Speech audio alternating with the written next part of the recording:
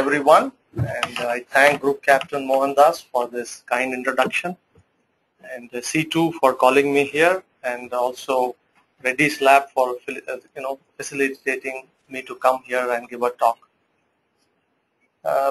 So I will first try to tell some general points regarding cancer awareness, and whatever concerns Group Captain had regarding the fear of the word and the various aspects, we'll try to cover them the next 30-35 minutes. First thing is, why have we all assembled today? Whether cancer is a problem of big magnitude or is something very, very rare. To understand this, we just need to know MGR's old movie, Ayrathil Oruvan. So 1 in 1000, so 10 in 10,000, that means 100 per 100,000 population. So if we have a small village or a reasonable size district or a panchayat which has 100,000 population, 1 lakh, so we can expect every year 100 new cases of cancer to come. So that's the statistics in Chennai, Tamil Nadu. We get this information from the Madras Metropolitan Tumor Registry, which collects data on cancer. So it is a problem of considerable significance. And another issue is this problem is increasing. Because when I started out work in cancer in 92, it was 91 to 92 per 100,000 population. And now, like I mentioned, it's almost 101 to 102 per 100,000 population. So why is it increasing? There are two important reasons for us to understand. A, it's increasing because we are living longer. Our grandparents or their own contemporaries in the 1920s and 30s, we were living for about 30 years and 32 years. Then slowly 50 years. And now we are expected to live, each one of us, to 66 years of age. So slowly ours too will become an aging population, just like the Western figures.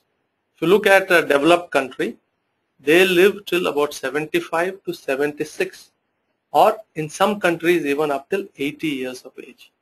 So as we live longer, we are subject to more mutations, abnormalities in our cells, and the incidence of cancer will go up. Now that we are not dying of other reasons, ultimately the burden of cancer will increase because somehow we have to die. So that is one important thing to understand. And the other reason for increasing is general westernization of the whole society. To explain that would be difficult in one single word or sentence, but overall our exercise ability is less, our food habits are different, our weight is more. The various things which are connected with westernization also causes an increase in cancer incidence.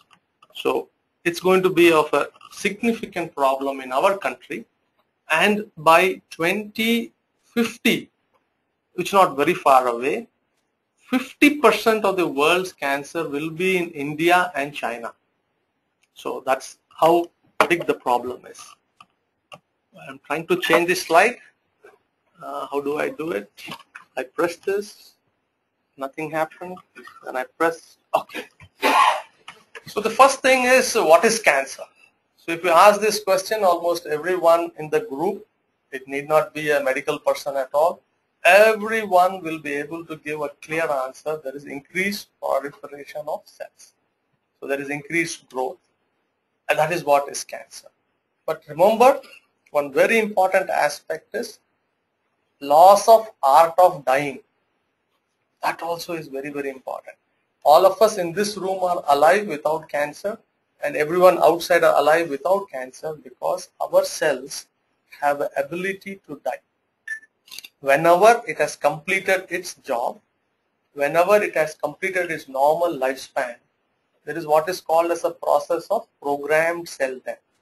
So millions and millions of cells are every day dying, and appropriately, without making any problem to us. Millions and millions are dying. As I speak, cells are all dying.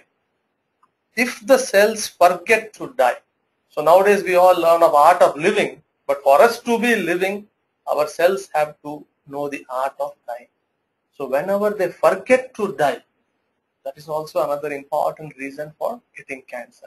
So increased proliferation on one side, again you forget to die, both of them combine and we get a purposeless mass of cells which is going to prey on the host and ultimately will kill the host if not treated. The other important thing which we all should know, because very interestingly, if you had read 2 days back, there was a big article in the Express about one major surgery done in GH. So malignant cancer was written. So it was such a, coming from a big newspaper, the word should never come. They should have checked with a basic doctor.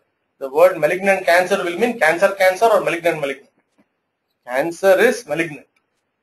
So we in this group today should understand that tumors are of 2 types. One, any tumor can be benign or a tumor can be malignant. And what is going to differentiate is the 2 points which are important. A malignant tumor has capacity to invade the surrounding structures. It is there in place A, let's say my shoulder.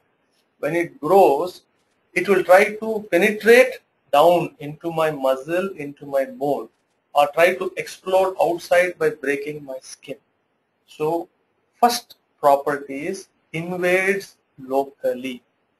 Benign tumor, generally what it will do, it will only push the other people away from it. It won't try to invade. I may push group captain away, that is one way of doing, or I may invade into him. So that is important.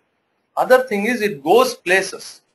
A malignant disease has ability to leave its primary place and go to some far away place and settle down. It may be in my shoulder, but it can travel to my lung, it can travel to my liver, it can travel to my brain and sit very quietly without making any difficulty. Akin to, they will be quiet and sleeping. And then suddenly when opportune movement comes, they will come back. This ability of this tumor to go far away is called as metastasis.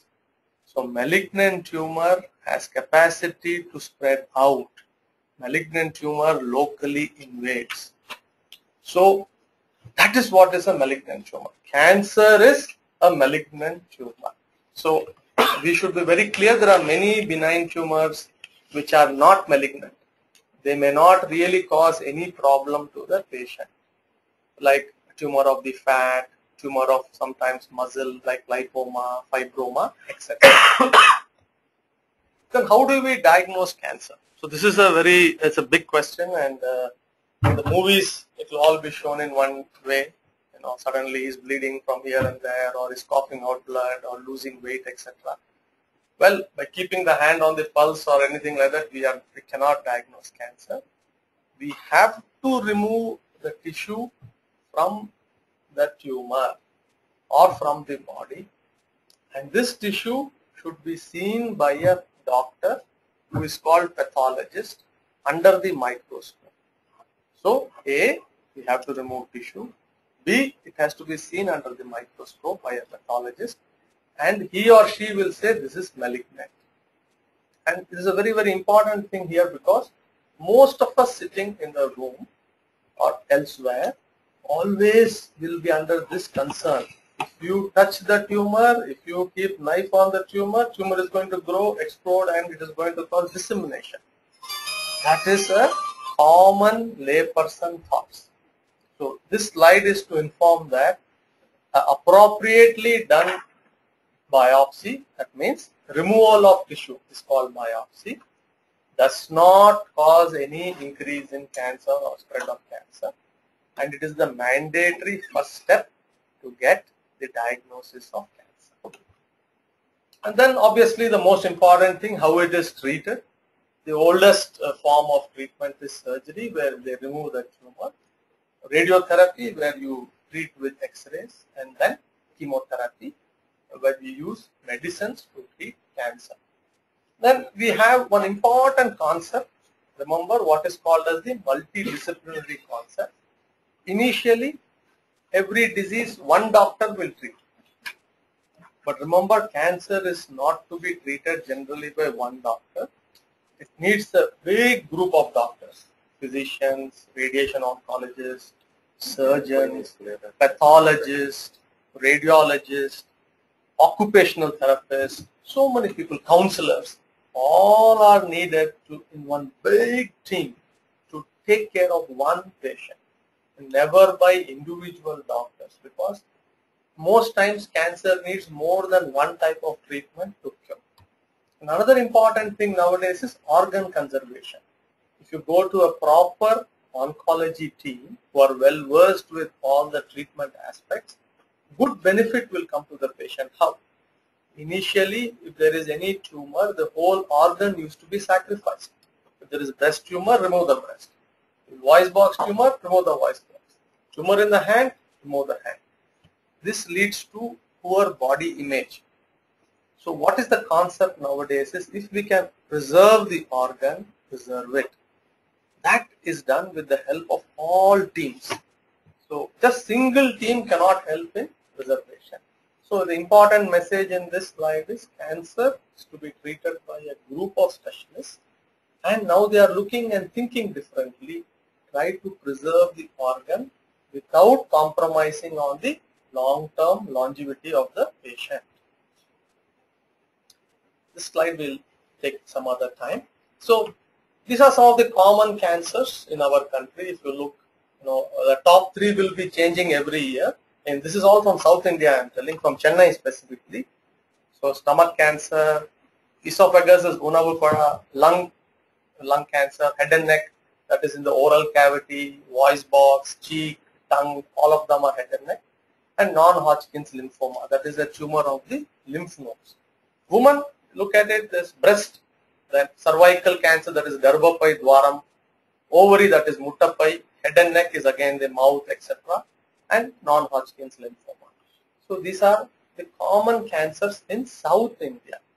If there are people from the north who are on the webcast, gallbladder cancer, for example, which is not at all common in here, is one of the commonest cancer in the Indo-Gangetic plain. If you are in UP, Bihar, Northeast, rampant gallbladder cancer.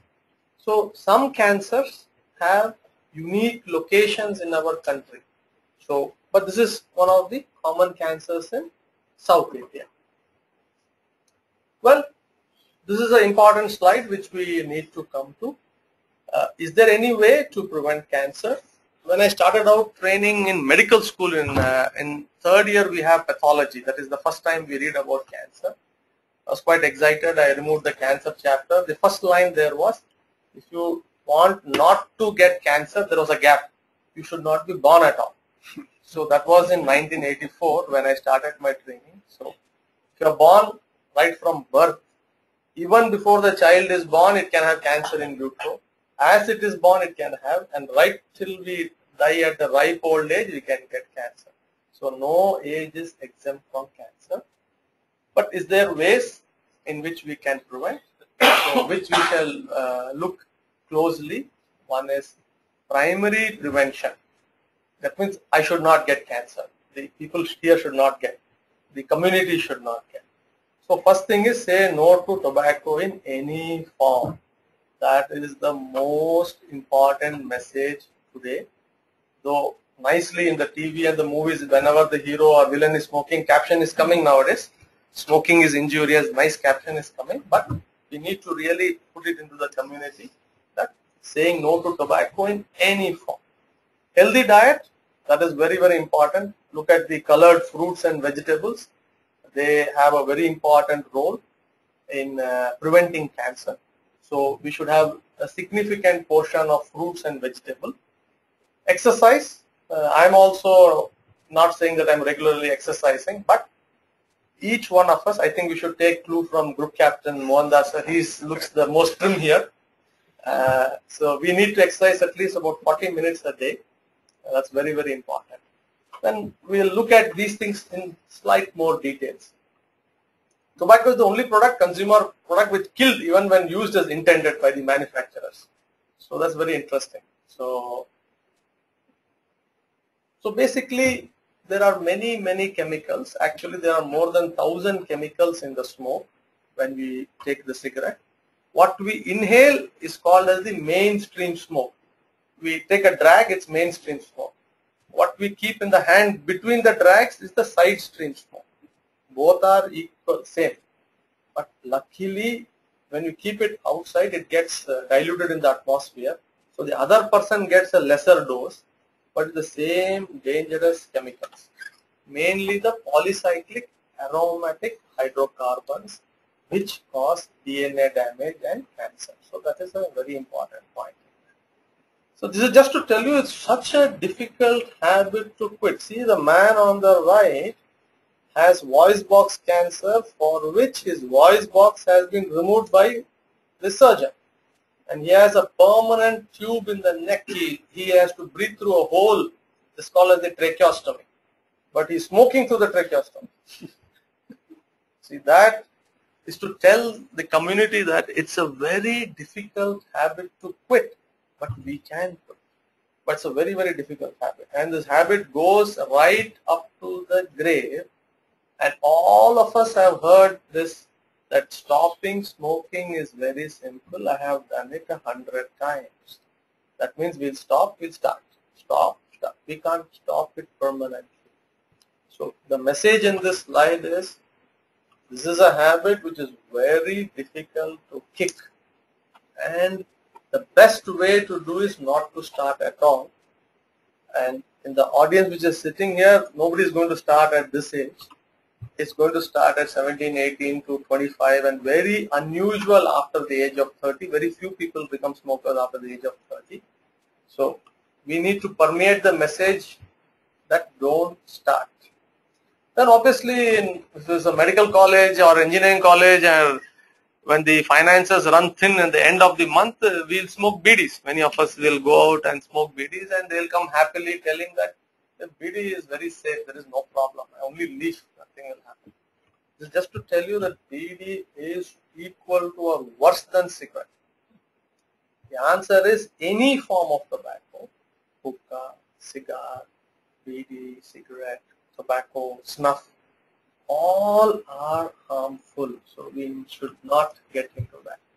This is just to tell that, well, we don't have to get cancer. That we will get when you are 60 or 70, but we will die before that also. We can, because of stroke in the brain, or because there is a clot in the artery to the heart. We can get an acute heart attack and die suddenly. So there are many reasons for stopping smoking. So these are all the various forms in which we can have tobacco. Women, very interesting. In rural India, women consume a huge amount of tobacco. They don't smoke. In urban, higher affluent areas, they do smoke nowadays. We have seen in Chennai also, we do see outside few ladies smoking, which is a very unusual sight, but we do see nowadays. But they use tobacco. All our grandmothers use nicely tobacco. That is, and they do unusual things in Andhra Pradesh. Woman in Srikakulam district, which man cannot do. Man smokes cigarette normally. Woman can smoke with the burning end inside the mouth. So they do amazing things, ladies. So one such thing is they will smoke with the burning end inside and nicely get palate cancer, cancer of the oral cavity. There was a missionary surgeon from UK who was working in India in 1920s in Kerala area, Dr. Kinney. He used to be surprised that they have one, most men he's seeing has one nice laddu-like thing in the mouth. So then he found out either it was tobacco kept here or the cancer producing a laddu here. So that's how he associated tobacco with cancer way back in 1921 to 27. Well, this is very dangerous. So all of us who are not smokers, we have right to ensure that we are in a non-smoking environment, because like I said, the passive smoke also has the same carcinogens, but fortunately diluted. But spouse of long-time smokers, they have increased incidence of bronchitis, asthma, increased incidence of lung cancer, and unborn child in the tummy, if its mother is smoking or she is exposed to smoke, can become small in size, what is called as intrauterine growth retardation. So passive smoking also has a lot of negative points. Obviously, cinema is now they are helping us to curtail smoking, but most times, even I grew up, very interestingly, when I grew up, I used to look for the Marlboro cigarette packet somebody will throw on the road rarely, pick it up and take the cutting, because there was a very interesting cowboy who used to be riding, very interesting photograph in the Marlboro cigarette. I used to collect that. I myself used to go and cut it and keep it in my house. And when I later joined my training, he died of lung cancer. That man, whose photo we all used to keep, died of lung cancer of smoking. So the most important message I would say for today is tobacco is the most important carcinogen on this planet, and we should make every endeavor not to start. If we have started, make every endeavor to stop today and try to permeate this information into the community. So all colored fruits are good for us. They are antioxidants, help us to get rid of the cancer. So this is very important. But nothing about non-vegetarian diet. Non-vegetarian diet can be fully taken. There is no problem. Except increased consumption of red meat in large amounts can be detrimental. So normal non-vegetarian food is no problem. Happily it can be taken. But also ensure that food should have good portion of vegetables and fruit. So there is nothing against non-vegetarian food. This is important. So physical activity. So this is an interesting cartoon. So we just put that up. So doctor said he needed more activity. So I hit his TV remote 3 times a week. So if we keep our BMI, our weight within the normal range, there is a chance of some cancers becoming less. For example, breast cancer in women is more if you are obese. Colorectal cancer is more if you are obese. Endometrial cancer, that is uterine cancer, is more if you are obese. So if we keep more towards the better weight, we will be better. So alcohol, this is an important problem, particularly if we are smoking also.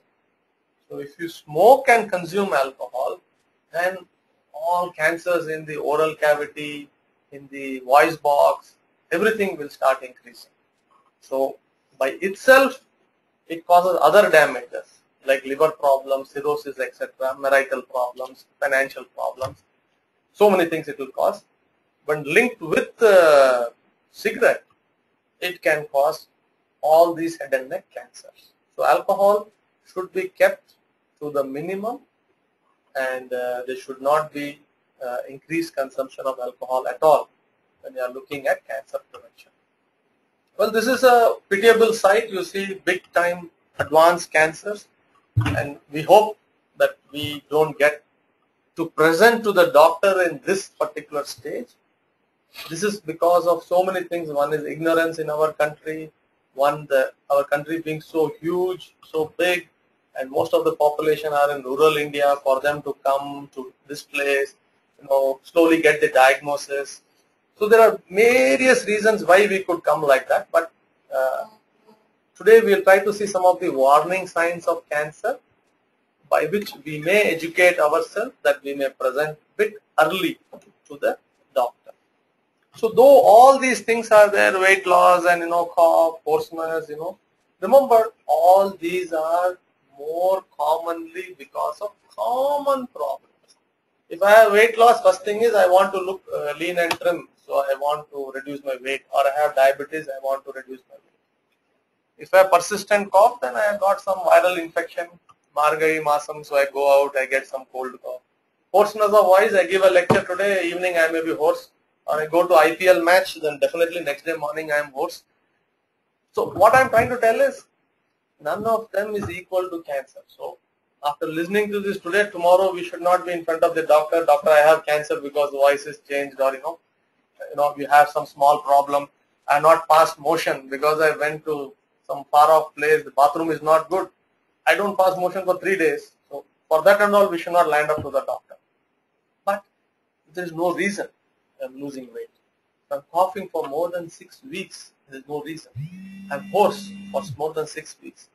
I had a pakka bowel habit. I get up in the morning, I pass motion. Whatever my routine was. And there's a change in that routine. It is very, very ominous and important. And particularly things like bowel bladder habit, no man or woman want to discuss that. Man is a social animal, but the only place he wants to be alone is when he's in the bathroom. All other place he doesn't want to be alone. So this I pass motion, blood in the motion, or the motion difficult, nobody will come and discuss unless it becomes such a problem that he or she is not able to bear with it. By the time we examine, it will be too advanced. So the important thing in this is, as the general population, as human beings, if we have a problem, we need to tell to someone. Even if you tell your own kith and kin, they will bring it to the notice of the doctor. For example, there's a lump in the breast. A lady is having a lump in the breast, she wouldn't want to tell anyone.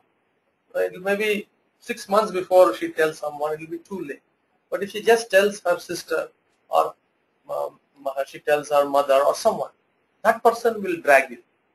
Come, let's go to the doctor. So it's important. Difficulty in swallowing. That is a very, very important symptom. My father always eats like this in 5 minutes and goes away. Now suddenly my father is taking half an hour, 1 hour to eat. Every morsel he puts one bottle of water and pushes. No, he is getting old, that's why he is eating slowly. No. If somebody is taking long time to eat, somebody is pushing it with water, and he says that I am now getting old, I want to eat only pesanjified sapadu or kanji, get very alert. There is swallowing problem. There is cancer could be lurking. Then, see, the answer is, if the bigger tumor is like coconut, then a chance that we cannot cure. But if you catch the tumor like a peanut size, then the chance that we can cure this individual. This concept is what is called a screening concept. First concept is primary prevention. I should not get cancer. What can I do, doctor? So we know ABCD. Even if I get cancer, doctor, I should get it early so that you do good things to me. I don't lose my breast, I don't lose my voice box, and you treat me in simple way, I live long. That is called screening. Catch it early, not like coconut, but like peanut. So how do we catch some tumors early? For example, breast tumor is a very common problem in our country, in women after the age of 40, 45, 50. In urban India, this is the commonest cancer. And you strike at the perfect age. When you are 40, 45, you are in the best part of your life. You have 1 or 2 kids. Husband is doing very well because he is 50 plus. He will be in best position to do everything at that time. And suddenly we could be struck with cancer. So that's very, very important. We need to be alert. So breast self-examination is simple, which girls can be taught right from when they are 18, 19, 20, just to look once in a month how their breast looks, the symmetry is there or not, and to feel with the flat of the hand. Most of the ladies, when they are taught, they'll come running next day saying there's lump in the breast. If they hold the breast with their finger, there will be lumpiness. But you should see it with the flat of the hand. Any nipple discharges there or not. Simple things could help them say there is some problem, then they can go to the doctor. If they come to the doctor and if they are more than 40 years of age or more than 50 years of age, even if they are having no problem, they can undergo what is called as a mammogram, which can screen the breast. Previously, it was a slightly uncomfortable procedure because they have to press the breast between the 2 plates to take. Nowadays, very good mammograms are there, 4th generation mammograms, very comfortable. Point 1. 2, initial mammograms used to give some radiation. So that itself is a slight risk factor. But nowadays, mammograms give very small amount of minuscule radiation. You may need to do hundreds, which we'll never do in a lifetime. Well, this is just to tell there are so many people whom you all know, and they've all been there with malignancy. This is Lance Armstrong, who won 7 times Tour de France. Even before he won the first time, he had stage 4 testicular tumor. And then, he has created all records. This is, I need not tell. And this is a very, very important person. that is Dr. Muthulakshmi Reddy, who has really worked in South India to set up a cancer unit, that is the Cancer Institute, which is the first cancer center in the whole of South India. So these are some of the few things which we shall try to answer. Can it be prevented? We have already gone through that. Cancer be cured? That's an interesting thing. We will come to that. Yes, cancer is curable if we pick it up in an early stage. But unfortunately, many times we present in late stage for so many reasons. Some cancers always present in a late stage because they have a silent manifestation. But if you catch them early, majority can be cured. Is cancer contagious? That is a very, very important question which we need to answer. The answer is no. As we counsel the relatives, as we see the cancer patient, for whichever class, you will be quite surprised. This question will be asked separately. Is it contagious? We are staying in the same house. The child is there. We are eating from the same plate. Water is there. Can you take from the same cup of water? So we should today, whoever about 50 people of us, 20 or 10 here and 50 others linked. One thing, cancer is not contagious. Whatever I want to try, I cannot transmit this cancer. Anything I do, we cannot transmit the cancer. If I have cancer, it's only with me. It cannot go to other person by transmission. So that's important. Is cancer hereditary? That is important. Well, to tell you in this audience, the answer is there is a difference between genetic disease and hereditary. They'll quickly think hereditary and genetic are same. So the patient, if they come and is it genetic disease, doctor will say it is genetic. Cancer is genetic. Genetic is totally different from hereditary. Hereditary means I get it from my parents, I can give it to my children. That is hereditary. Genetic is alteration which takes place in the DNA of my cell. All cancer is produced only if my DNA is altered. If my DNA is normal, I won't get cancer. But if my DNA is altered, only it is altered for me. I only will live or die with it. But sometimes 5 out of 100 or 4 out of 100, this can be hereditary. So the general answer is cancer is not hereditary in majority of us. So we will need not fear of getting it or giving it to our children. Very rare cases only it is hereditary. So our fear should be not of cancer but of delay in detection. So if you come early, cure is high, side effects of treatment is less, organ will be conserved, cost of treatment also will become less. So that is important. So hereditary and cancer, so cancer is not contagious, not contagious, not contagious. Cure rates, like I said, in early and advanced. This is very important slide. Coming to the last part of the presentation. Many of them in our country are going to come in advanced because we have few cancer centers. Actually, only in the last 10 years we have more cancer centers. Otherwise, 15-20 years back, if you look at Tamil Nadu, you have 3 or 4 major cancer centers, whole of Tamil Nadu. And North India, like Delhi capital, did not have a major cancer center 20 years back. But now, for example, they have about 7 to 10 cancer centers in Delhi itself. But in '92, cancer treatment was very minimum in even big cities in our country. So even now, many of them will come in advanced stage. And some who are treated in early stage also, their cancer can come back. This is very important that we need to make sure that our cancer patients are taken care till the end and they die with dignity, without pain. So that is called palliation, that we walk them through the process.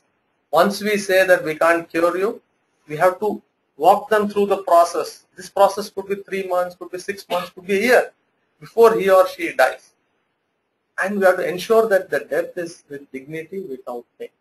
So that is needs palliative teams, units, availability of narcotic drugs, and doctors also to understand that we can write narcotic drugs, because many of us, without our cancer training, if there is narcotic drug, we are scared to prescribe. but we need to get out of this problem that we can prescribe, we can give narcotics to the patient so that he or she is kept comfortable at the time of death. So, well, thank you all for the patient listening. So, that's the group I work for, Madras Cancer Care Foundation, and the trust, Cancer Research and Relief Trust, which we all try to help towards patient treatment and also palliation, trying to provide palliative care at the doorstep. There is a group called as Can Care Foundation, where we try to reach out at their house to provide morphine and simple measures to keep them comfortable. So once again, thank you all for the patient listening. Any questions now? Like Group Captain Mohan Das has said, you can key it in and I'll try to answer them.